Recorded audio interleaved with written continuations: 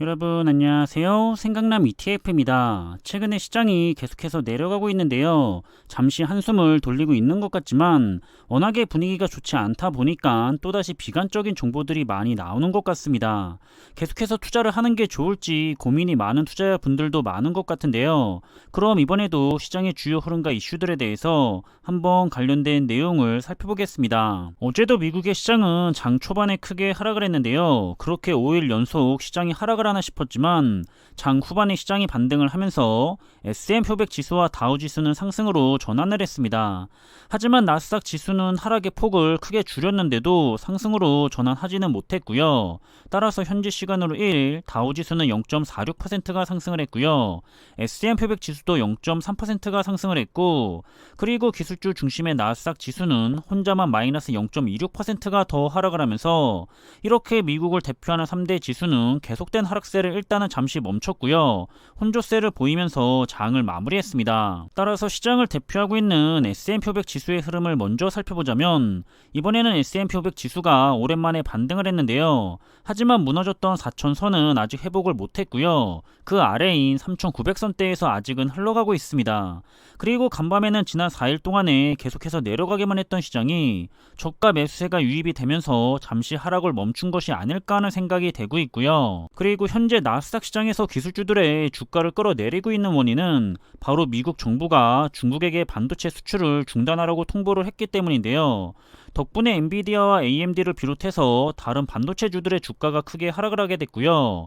기술주 전반적으로도 좋지 않은 영향을 미치고 있습니다. 실제로 엔비디아는 이번 조종장에서 새롭게 바닥의 주가를 갱신해가면서 내려가고 있는데요. 현재는 고점에서 무려 마이너스 58%가 하락해 있습니다.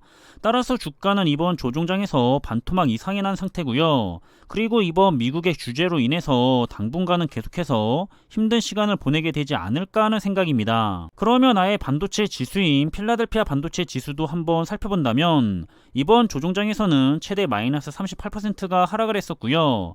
그리고 나서는 바닥에서 최근에 상승세를 받았을 때 25%가 반등해서 올라왔었습니다. 그러다가 최근에 다시 시장이 하락을 하면서 현재는 다시 마이너스 14%가 내려와 있는 상황이고요. 결과적으로는 지금도 고점에서 마이너스 34%가 하락해 있는데 상당히 많이 하락해 있다고 생각을 하고 있는 편이고요. 아시겠지만 반도체 산업은 4차 산업 자체를 놓고 봤을 때 필수적인 산업이죠. 그래서 올해와 같은 조종장은 투자자들에게 있어서는 굉장히 큰 기회가 되고 있지 않을까 하는 생각을 가져보고 있습니다. 하지만 일단 현재 미국의 증시는 현재보다는 더 아래쪽으로 내려갈 가능성에 대해서 굉장히 크다고 하는 분석들을 보이고 있는 상황인데요. 왜냐하면 패드는 여전히 강력한 긴축을 지속할 것을 밝혔고요. 그래서 미국의 경기는 점점 더 둔화가 되어가고 있고, 그럼 결국에는 기업들의 실적에 문제가 생길 겁니다. 그렇다면 당연히 기업들의 실적에 문제가 생겼기 때문에 시장은 다시 내려갈 거고요. 그래서 생각보다는 이번 조종장이 더 오래 지속이 될 수도 있다는 의미를 가지고 있다고 생각을 하고 있는 편입니다. 그리고 이렇게 패드가 마음을 놓고 강력한 긴축을 지속할 수가 있는 이유 중에 하나는 바로 미국 노동시장의 상황이 아주 좋기 때문인데요. 그래서 패드는 아직 미국의 경제는 문제가 없이 잘 버티고 있다고 하는 거고요.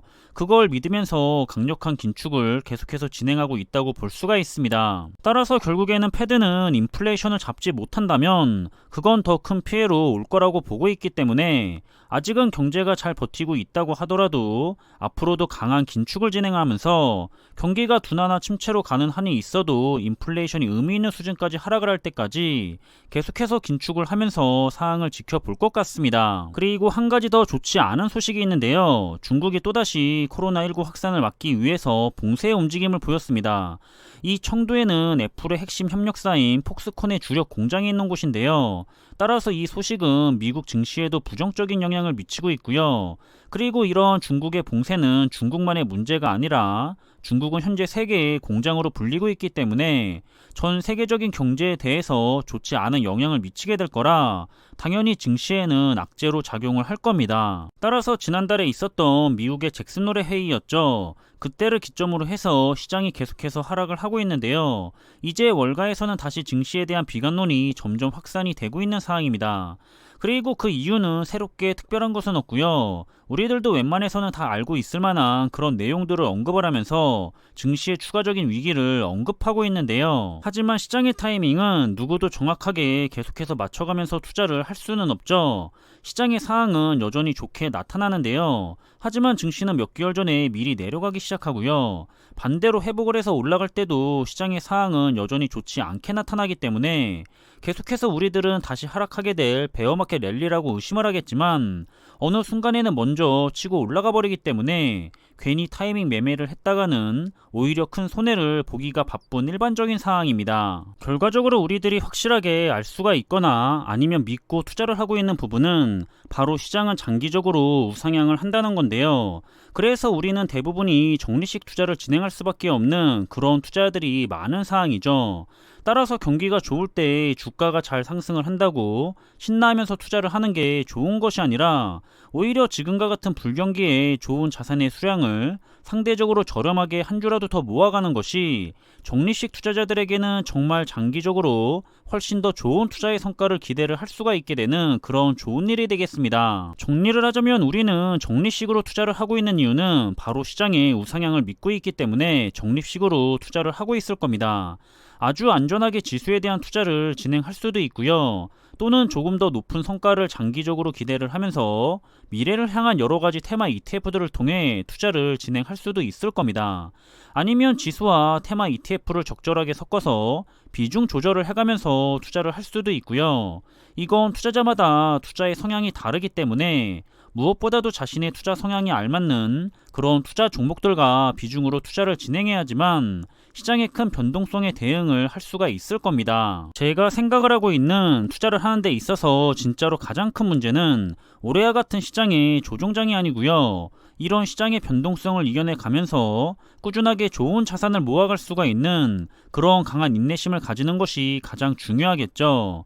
아무리 좋은 종목을 가지고 투자를 하더라도 인내심이 없거나 시장을 이기려고 타이밍 투자를 한다면 투자에 좋은 성과를 가져가기는 매우 힘든 일이 될 겁니다. 따라서 최근에 또 시장이 하락을 한다고 해서 너무 스트레스를 많이 받지는 않으셨으면 좋겠고요. 하락을 위기라고 생각을 하지 말고 반대로 기회라고 생각을 하시면서 그런 장기적인 관점으로 투자를 하셨으면 좋겠다는 생각입니다. 다 같이 좋은 투자의 종목을 가지고 계속해서 좋은 투자를 함께 해나가길 바라겠고요. 그럼 이번 영상의 내용은 여기서 마무리하겠습니다. 이제 다시 찾아오는 주말인데요. 한 주 동안 정말로 본인의 위치에서 수고 많으셨고요. 그럼 주말의 시간도 즐거운 시간으로 잘 보내시길 바라겠습니다. 항상 준비한 내용들이 여러분들과 함께 투자하는 데 있어서 많은 참고가 될 수 있는 그런 좋은 영상이 되기를 바라고 있고요. 심리적으로도 그리고 좋은 정보로도 도움이 되었으면 좋겠습니다. 그럼 영상이 도움이 되셨다면 구독과 좋아요 부탁드리고요. 저는 다음에 더 좋은 정보들로 찾아뵙겠습니다. 감사합니다.